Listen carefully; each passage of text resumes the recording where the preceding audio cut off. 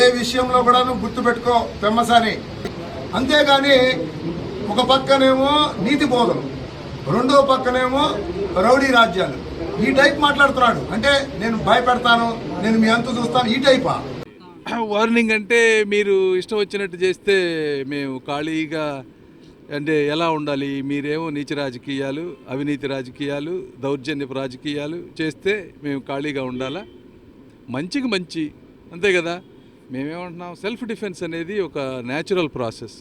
మీరు మా మీద అటాక్ చేసి కొన్ని గ్రామాల్లో ఎలక్షన్ చేయనీయకుండా మీరు రిగ్గింగులు చేయాలని చూస్తా, అధికారులకి అవినీతి సొమ్ము పంచి వాళ్ళని మీ ఇష్టం వచ్చినట్టు వాడుకుంటా ఉంటే ఏం చేయాలి? మేము గాంధీగిరి చేయాలన్నా? మేము ప్రతిఘటిస్తాం కదా. మేమేమంటున్నాం, మేము అడిగేవన్నీ కూడా నార్మల్ ప్రజా సమస్యల మీద మాట్లాడుతున్నాం. మిమ్మల్ని ఎక్కడా మేము ప్రొవోక్ చేసి ఏ విధంగా బ్యాడ్ వర్డ్స్ వాడలేదు కదా. ఇంకా కిలారి రోసయ్య గారు వాడు వీడు అంటున్నారు. నేను ఇప్పుడు కూడా చెప్తా ఉన్నా, కిలారి రోసయ్య గారు, జగన్మోహన్ రెడ్డి గారు, అయోధ్య రామిరెడ్డి గారనే మాట్లాడుతూ ఉన్నాను.